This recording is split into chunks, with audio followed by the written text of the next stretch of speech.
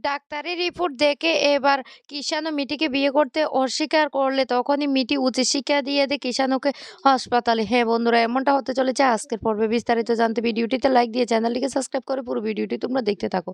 গল্পের শুরুতে আমরা দেখতে পারবো ও রেশমি বলতে লাগলো, এ মিটি সত্যি করে বল না, কালকে তোর সাথে কি হয়েছে সবটা না জানতে ইচ্ছে করছে। মিটি তখন বলতে লাগলো, শুনো মামি, আমি না এর থেকে বেশি কিছু বলতে চাই না। যা বলার তো বলেই দিয়েছি। এখন আমাকে একটা কাজে বেরোতে হবে। তখন বলতে লাগলো, "এই কি কাজে যাচ্ছিস রে? কি কাজে যাচ্ছিস? আমাকে কি বলা যায় না?" কিষাণু তখন বলতে লাগলো, "হ্যাঁ, যদি বলা যেত বলতাম। বলা যায় না দেখে বলতে পারছি না। ধরে নিন আমরা বলতে চাই না আপনাকে।" তখনই এই কথা শুনে রেশমি বলতে লাগলো, "এ মা, মিঠি, আমি তো তোকে নিজের মেয়ের মতো বিশ্বাস করি। সেইজন্য তোকে দেখার জন্য এখানে ছুটে এসেছি। তোর মুখটা দেখলে না অনেক কষ্ট হয়। কি মায়াবী মুখ। আর তোর সাথে যে এই পাষণ্ডগুলো কি কাণ্ড ঘটিয়েছে।" তখন মিঠি কান্না করে দেয়। আর তখনই রেশমির জামাই বলতে লাগলো, "এই তোমাকে না বলেছি আর একটা বাড়াবাড়ি করবে না, তাহলে কিন্তু আমার থেকে খারাপ কেউ হবে না।" তখনই রেশমি বলতে লাগলো, "আমি কি ভুল কিছু বলেছি? মিঠি তো আমার মেয়ের মতো। তাহলে আমি কি ওকে কিছু বলতে পারি না? আমি তো যেটা হয়েছে সেটাই বলছি।" তখন মিঠি চিৎকার করে বলতে লাগলো, মা তোমাকে আমি একটা কথা বলি, এরকম যদি অতিথি আমাদের বাড়িতে আসে না, ওরা যতক্ষণ পর্যন্ত বাড়ি থেকে বের না হয় ততক্ষণ আমাকে কিন্তু বাড়িতে আসতে বলবে না।" তখনই অয়নদীপ হঠাৎ করে বলে উঠে, "শুনুন, আপনার মতো তো নির্লজ্জ মহিলা আমি আর দুটো দেখিনি। আর দুটো আমি দেখিনি।" তখনই রেশমি বলতে লাগলো, "আপনি কি বলছেন? আপনি কি বলতে চাইছেন? আপনি আমাকে অপমান করছেন?" অয়নদীপ তখন বলতে লাগলো, "হ্যাঁ, আপনি যদি সেটা বুঝতে পারেন তো খুব ভালো। আসার পর থেকেই কিন্তু আমি আপনাকে অপমান করছি। তারপরেও তো আপনার মুখটা বন্ধ হচ্ছে না। আপনার যদি এখানে থাকতে ইচ্ছে হয় তাহলে আপনি মুখটা বন্ধ করুন। তারপর এখানে থাকবেন, না হলে আপনি এখান থেকে চলে যেতে পারেন।" তখন কমলিনীর বাবা বলতে লাগলো, "আমি জানতাম এমন একটা কাণ্ড ঘটানোর জন্যই ও ওখানে এসেছে। এতটা বাড়াবাড়ি করবে না আমি বুঝতে পারিনি।" তখনই কমলিনীর দাদা বলতে লাগলো, "শুনো রেশমি, তোমাকে আমি বলছি তুমি এখান থেকে চলে যাও। বিশ্বাস করো তোমার জন্য না লজ্জায় আমার মাথাটা কাটা যাচ্ছে।" অয়নদীপ তখন বলতে লাগলো, "আচ্ছা দাদা, একটা কথা বলুন তো, এমন একটা মহিলার সাথে আপনি এতটা বছর কি করে কাটালেন?" এই কথা বলার সাথে তখন রেশমি আরো রেগে যায় আর বলতে লাগলো, "শুনুন, আপনি না আমাকে এতটা অপমান করতে পারেন না।" তখন বলতে লাগলো, "আপনি অপমানের যোগ্য, সেজন্য আপনাকে অপমান করছি। আজকে যদি সেম ঘটনাটা আপনার মেয়ের সাথে ঘটতো তখন কি আপনি একই কথা বলতেন?"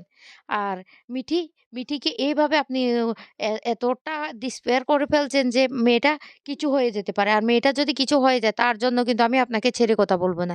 আমি কিন্তু আপনাকে শাস্তি দেব। আমি একজন লয়ার, সেটা আপনি বেশ ভালো করে জানেন।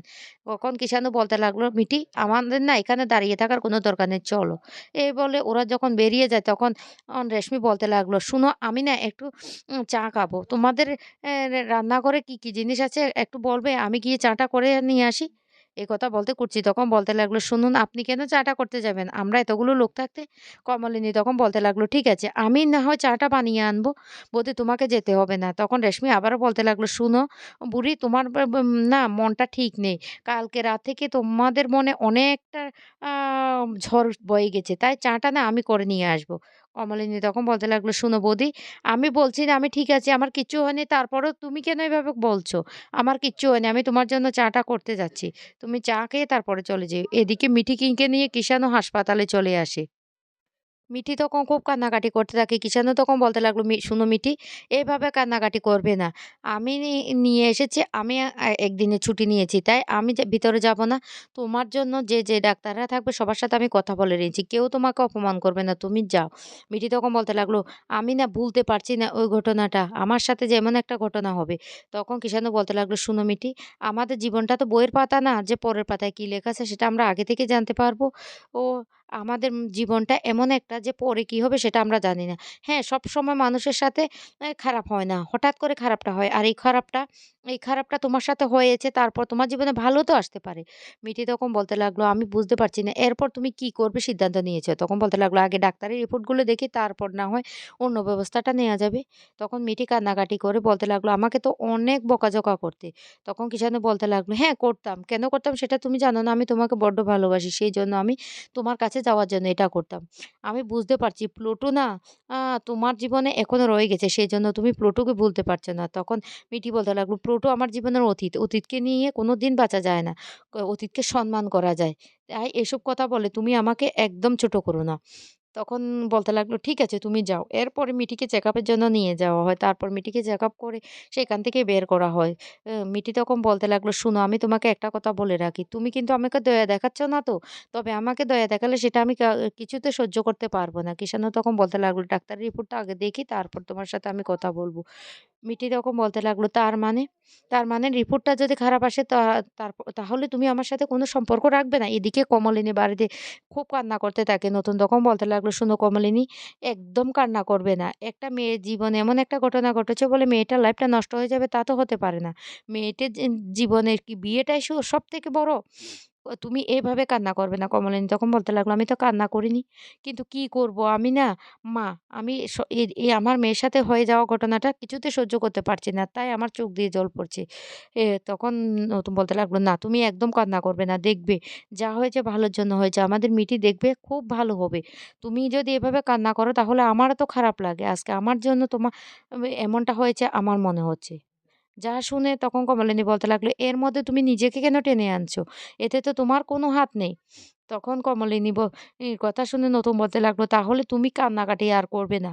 মনে থাকবে?" কমলিনী তখন বলতে লাগলো, "কি করব? আমার না যতবার মেয়েটার কথা মনে পড়ে ততবার চোখ দিয়ে জল পড়ে। আমারও তো একটা মন আছে।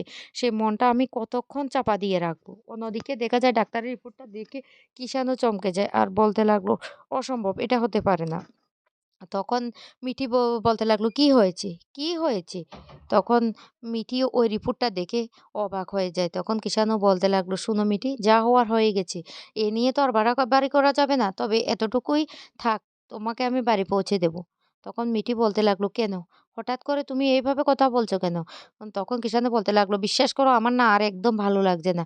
আমার আর এসব সহ্য হচ্ছে না। আমাকে বাড়ি যেতে হবে।" তখন এই কথা শুনে মিঠি বলতে লাগলো, "তার মানে? তার মানে তুমি কি বলতে চাইছো?" ঈশানও তখন বলতে লাগলো, "আমি না কিছু বলতে চাইছি না। আমার রিপোর্টটা দেখার পর থেকে না আমার প্রচন্ড অস্বস্তি হচ্ছে।" তখন মিটি বলতে লাগলো, "তার মানে তুমি আমাকে সন্দেহ করছো?" তখন কিষানও কোনো কথার জবাব দেয় না। মিটি তখন প্রচন্ড রেগে যায়। রেগে গিয়ে বলতে লাগলো, "তাহলে তুমি আমাকে ভালোবাসার কথাটা কেন শুনিয়েছিলে? কেন শুনিয়েছিলে?" কিষানও কোনো কথাই বলে না। মিটি তখন বলতে লাগলো, "ও তাহলে তোমার ভালোবাসাটাও কি তাহলে মিথ্যে ছিল? মিথ্যে অভিনয় করেছিলে আমার সাথে? আর এখন রিপোর্টটা দেখার সাথে, সাথে তোমার এতটা পরিবর্তন হয়ে গেল?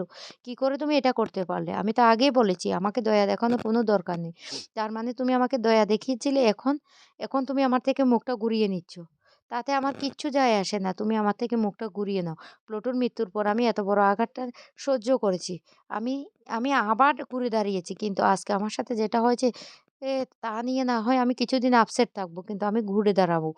তখন তখন কিন্তু তুমি যদি আমার কাছে আসো আমি কিন্তু তোমার সাথে আর থাকবো না। তোমার এই ব্যবহার আমার মনে থাকবে।" কিষাণু তখন বলতে লাগলো, "ঠিক আছে, তোমার যা ইচ্ছে তাই করো, আমি চলে যাবো।"